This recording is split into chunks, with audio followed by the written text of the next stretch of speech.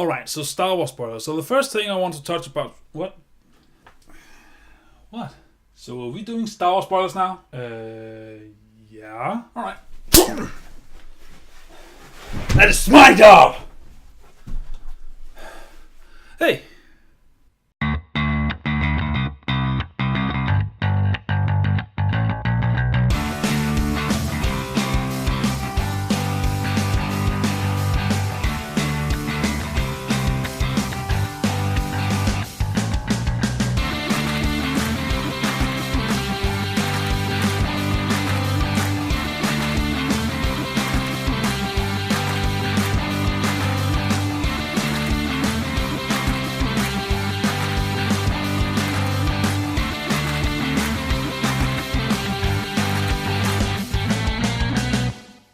Brothers and sisters, my name is Daidarius and welcome to the spoiler review of Star Wars The Last Jedi. That's right, this is a spoiler review. So if you haven't seen The Last Jedi and you don't want to get spoiled, don't worry, I have a spoiler-free review. Just click annotation or the link in the description down below and you can watch that spoiler-free. So consider this your official spoiler warning.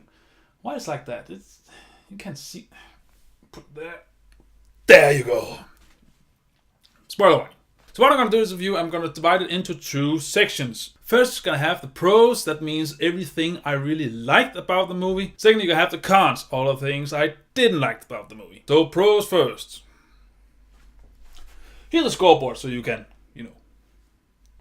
So first I want to talk about force powers and the fact that a lot of people have issues about it. Apparently a lot of people didn't like the fact that Leia was able to use her force powers to keep herself alive in space after the bridge got blown up and then were able to drag herself back to the ship using force pull, I think. What I like about this is the fact that it shows that Leia actually embraced her force sensitivity. What I mean about that is the fact that Leia might not be a Jedi, but that doesn't mean she doesn't appreciate the force. Apparently a lot of people had issues with the fact that Leia was able to use force powers. When did she learn this move? Keeping herself alive in a force bubble. Well, gee, let me think. So, firstly, the last time you saw Leia was back in Return of the Jedi, which was almost 40 years ago.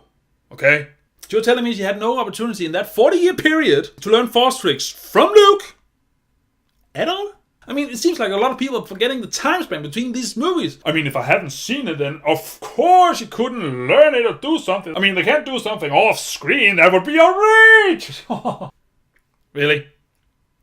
40 years, people. Come on. I love the fact that she had force powers. And if you watch the movie, you can see she prepares herself before the blast hits and then she uses her force powers to probably pull the ship to her. But since the ship is so big, she then ends up being pulled towards the ship.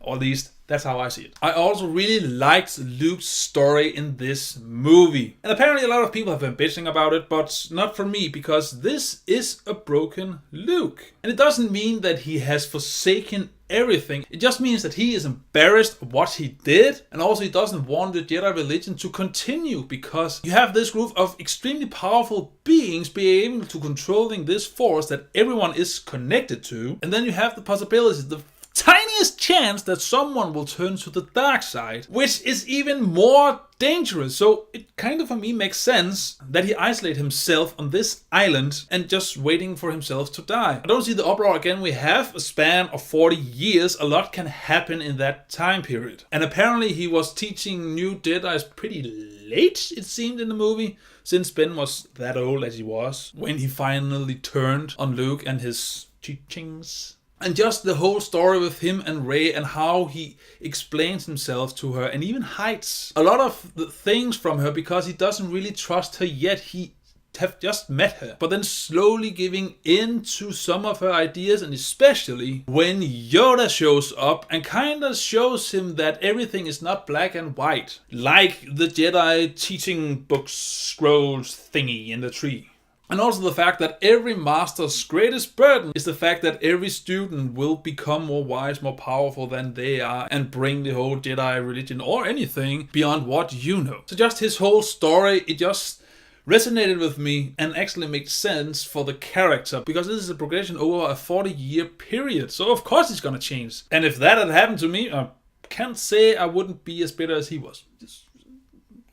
So one more for the pros. I also liked at the end of the movie where the rebellion realized this is their final stand. This is it. They are not gonna survive this. This is the end. They have failed. And just the whole fact that everyone just, feel kind of lost and desperate, but at the same time, they accept their fate. And just feel the fact that they are it. It kind of broke my heart when Leia sees Luke and just tell him, I'm glad you are here in the end. And when she tells the rebellions that at least we fought till the end, it just sets a great mood for the final act. However, they don't really utilize this mood, but that's another thing total. But still, one more pros. I also really love Rey's Force journey. Is that a thing? Just the way she slowly discovers and learns about the Force and the fact that it is a light and dark side. And the dark side maybe be tempting, but it doesn't mean that you shouldn't learn from it. You should just not give into it. And just the way that she actually learns to use the Force and connects with the Force and understands the Force without Luke's help. And I know that makes her a Mary Sue yet again, but still, where did Luke learn to do Force pulls without training? I mean, he hadn't had any training besides, flinging his lightsaber around without looking at stuff. So I just love her journey and the way that mystifies the Force yet again. No more midichlorian shit. This is a mythical entity. We know it's there, it is connecting everything and binding it together, but we have no really scientific proof of what it is. That is what the Force should be. And then in my review, I touched upon a lot on the fact that this has the most Star Wars feel that I have felt in any Star Wars movie since in maybe The Empire Strikes Back. But I'm not sure. And extremely hard to describe because what is the Star Wars feel? What makes a Star Wars movie feel like a Star Wars movie? It's just a thing, when you sit down and you watch the movie, you just think to yourself, yeah, this is Star Wars, It's hitting me here in the Star Wars kind of way. So I don't know what it is, but it just managed to capture the old Star Wars feel and really present it for us and really drag us back into our childhood of when Star Wars was awesome. Well, it's still kind of awesome, but the old school awesome. Yeah. But just the fact that we're able to recapture the Star Wars feel was a plus for me. I also didn't see Yoda's appearance coming at all. I mean, why would he appear? But he did, and the conversation between him and Luke was just, Star Wars. Just the way they were bouncing off each other and the way that Yoda taught Luke yet again reminded me of Empire Strikes Back, but also what it is that makes Star Wars Star Wars. It's about masters teaching their Padawans or apprentices the value or the wisdom of life and everything. And also that is the moment where Luke becomes the old Luke again. However, I didn't know that Force Ghosts could control lightning. I mean, we could use them in a lot of battles, but are they not allowed to do that? But anywho, just that whole scene, it really warmed my heart. And it also shows that Yoda might be a wise and powerful Force wielder, but he doesn't dwell that much on the rules. He wants you to make your own path and just help you show the way, but it's up to you to make the right choice and follow your path, because every path is different. And then there's the fact that Poe is a fucking awesome pilot. And it is told a lot that he is a pretty fucking awesome pilot. But yet again, we are shown that yes, he's a pretty fucking awesome pilot. Can I get a more Poe piloting action, please? I mean, just the way that he maneuvers that X-Wing. I mean, it's just, music to my eyes. Every time that Poe pirates a ship, I just become a kid again. Because they make it seem like he is in danger, but he is extremely quick on his feet and can pull off extremely hard and pretty crazy maneuvers to overcome his enemies. Just more of that, please. Come on. Just a bit more. And then I also have to touch upon Rey, Kylo Ren, guards. That fight scene was awesome. The way that these two enemies had to fight together to get out of there alive. And these enemies was quite potent in their field, martial artists. Just made the whole scene suspenseful, especially because Rey hasn't had that much training with a lightsaber. Yeah, she might have had a lot of training with her staff, but not a lightsaber and not a lightsaber fight. She only fought Kylo Ren once. And in that fight, Kylo Ren was wounded and weak. So it kind of makes sense that she beat him. But here they are outnumbered and these guards are efficient. I mean, really efficient. And the weapons they wield, That's some crazy shit, man. There's some, I don't know, some kind of Bleach thing going on. It's some shit. But just that whole fight scene and the way they were forced to work together. Yeah, I say forced because they still didn't quite know where the other stood. But especially where Kylo Ren takes on, I believe it's 3 guards at once. And you can just see in the man's eyes, fuck, shit, fuck. Okay, I'm doing this. And then he's just doing his absolute best to take these guards down. And still, in the end, he needs help from Rey. Just an awesome scene. And I want to see more, especially lightsaber action like that. Okay, so that is 8. 8. Alright, so how about we go to the cons? There are some. First of all, Snoke. What a waste. What a waste. And yes, that bums me out because Snoke was useless. He provided nothing to the story. Nothing. So what they did is that they hyped this character up so much. And we thought there was going to be a big payoff. But there wasn't. And people are probably going to say, well, they did the same thing with the Emperor. No. Don't you even... The Emperor was shown in The Empire Strikes Back. True. But we had a pretty psychological scene with him, Luke, and Darth Vader. And he actually played his part pretty great in The Return of the Jedi. It was actually a point of him being there. He was trying to make Luke betray his father and join the dark side. And he almost succeeded. So I won't say that he was as useless. But here, what does Snoke do? What does Snoke do? He is built up pretty much in The Force Awakens, okay? And then here, he is in his Hugh Hefner robe, just sitting there, and you can clearly see that he is extremely powerful in the Force. I mean, we have probably not seen a person that powerful in the Force ever. Was Yoda even shown to be that powerful? I don't think so. This dude is powerful. What does he do? He does some exposition, but not vital exposition. Just some tiny bits that I was the one who made the connection between Kylo and Rey, and you're like, wait, what? So did you know where Rey was? Because if you knew, then you knew where Luke was. If you knew where Luke was, why was you angry at Kylo Ren to lose the track of Rey and therefore Luke? Couldn't you just set a lot of ships to Luke's location and then blast it? And that is it. That is all he does. He makes this fucking connection and that's it. And then he gets, killed easily by Kylo Ren. I mean, if he's that powerful in the Force, he should have sensed the fucking lightsaber turning. I mean, if the Force makes you able to sense people's evil intent, lightsaber. Now I know you can build up a character a lot and then have them killed off for laugh and giggles, but this scene wasn't a funny scene. It was a pretty serious scene, so no. And since we also know, we might as well talk about Rey's and Kylo Ren's connection, because I thought that those connection scenes had a lot of potential. And they used them as I hoped they would, building up conflict. But unfortunately, it almost only built conflict in Kylo Ren. And I know they built some conflict in Rey, since she was then confronting Luke and then walking off and taking the Falcon to save the rebellions. Yes. But at what time did you ever feel that those scenes was meaningful and had a lot of gravity? Never. And that's the problem. They were executed extremely poorly. Every time they had a scene, I was just like, what's the deal here?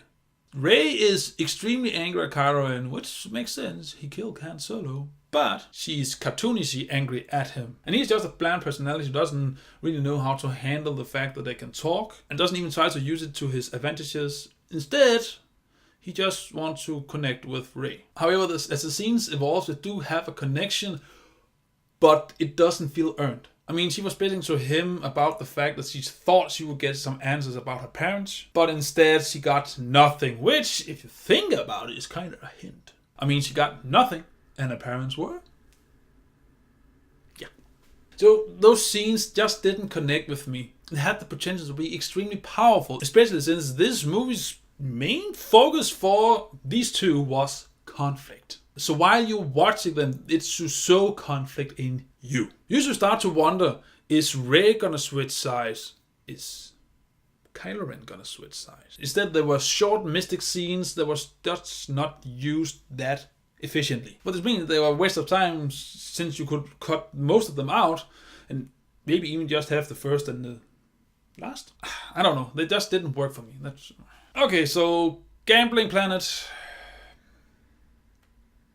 That whole Gambling Planet shit was shit. I mean, it took focus away from the main plot. It accomplished nothing at all and was only used to kind of try and justify, yes, the Empire is back.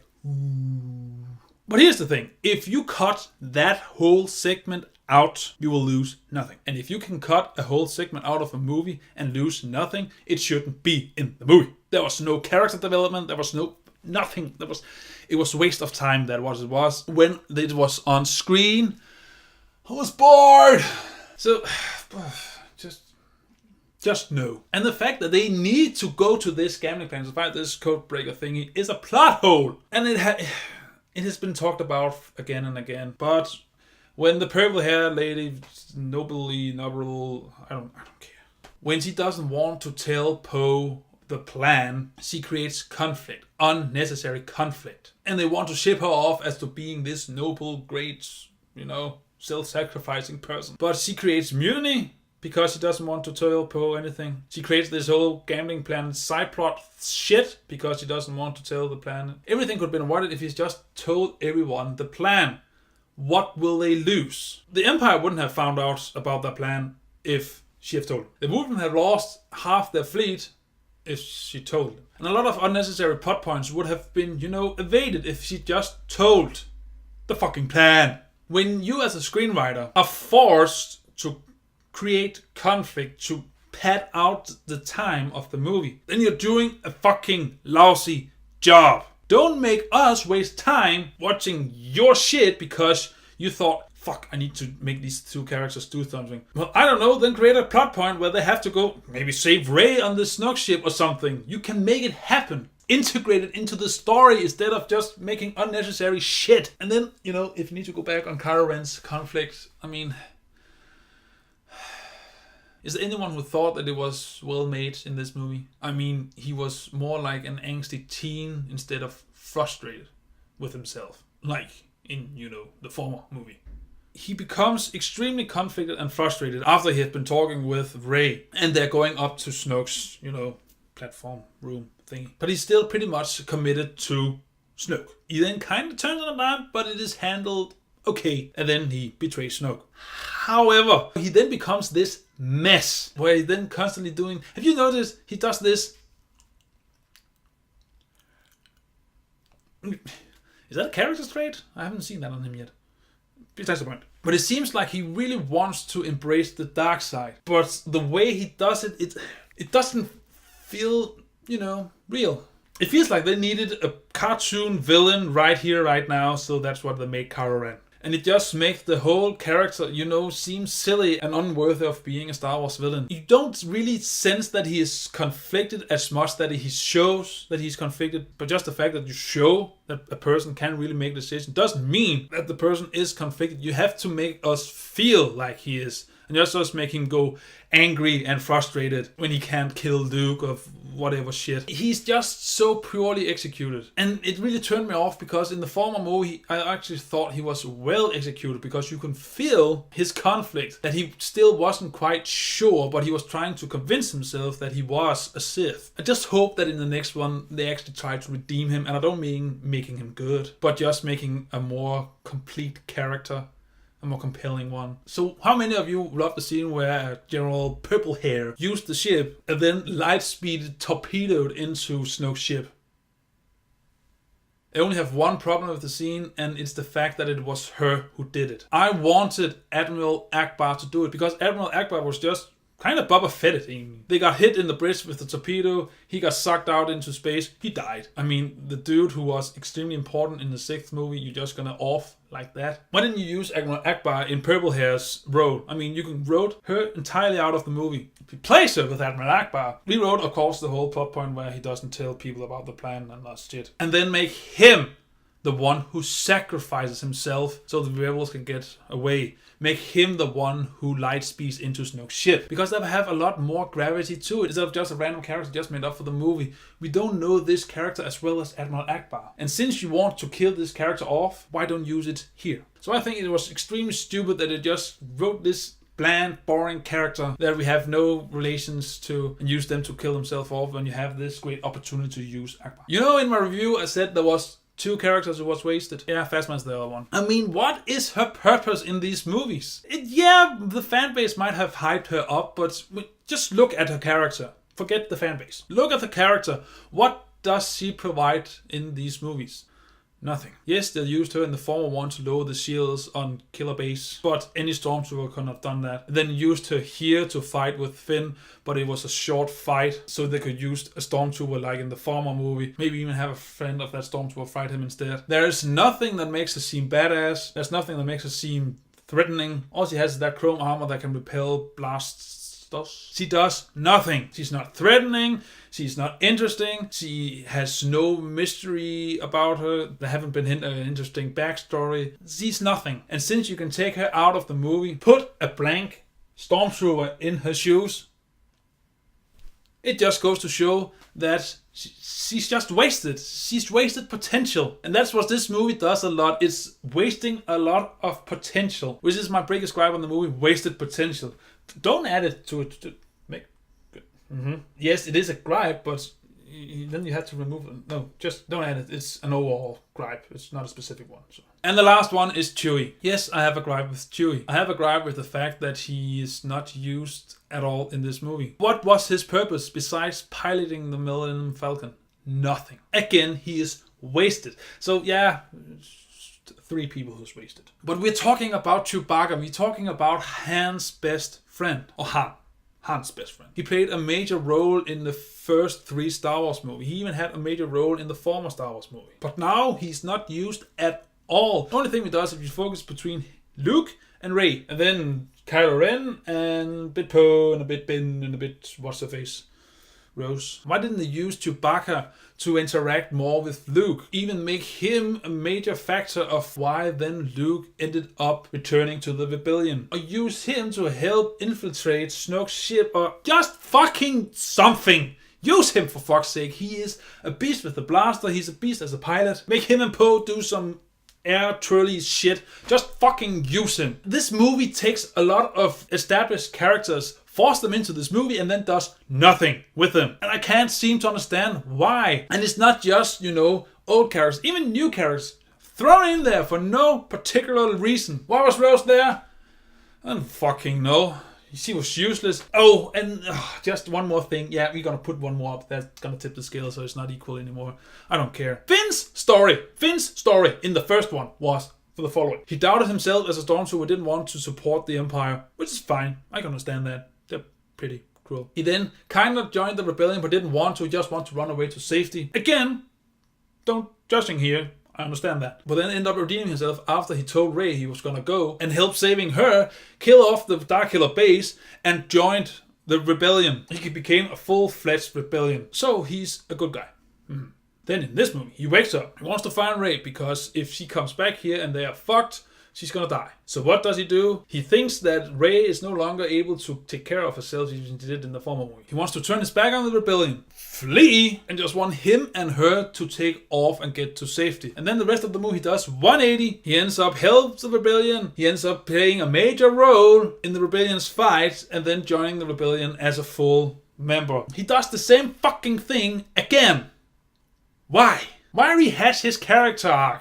Why? Build upon it, for fuck's sake. So there you have it. 8 pros, 9 cons. Get away here. So that is my pros and cons for this movie. And even though it does make seem that I have a lot of frustration towards this movie, which I do, it doesn't hide the fact that this is an entertaining movie. And I implore everyone to go and watch it in the cinema. I think it has a lot to show, but what brings it down for me is the fact that it has a lot of flaws as a movie. Not just, it has some Star Wars flaws too, but the biggest ones is movie flaws. Wasted potential, pointless plot points, rehashing of character arcs, and just making your characters not consistent. And I know characters change, that's what a character arc is for, but here a lot of them is just bouncing too much back and forth. I have now watched it twice, and I think it helps to watch it twice, because either you're gonna love it more, you're gonna hate it more, or you're gonna be more firm in your beliefs of the first viewing, which the third is what I am. The things I liked more. The things I didn't like, I liked less. So now that you have seen the movie, and we are on spoiler thread here, what did you like about the movie? What didn't you like about the movie? Go spoiler nuts. Whatever you think, comment below and read your thoughts. And as always, until I see you in the next video, remember to stay awesome. Bye! Yeah, it's not that fun being down there, isn't it? Bitch.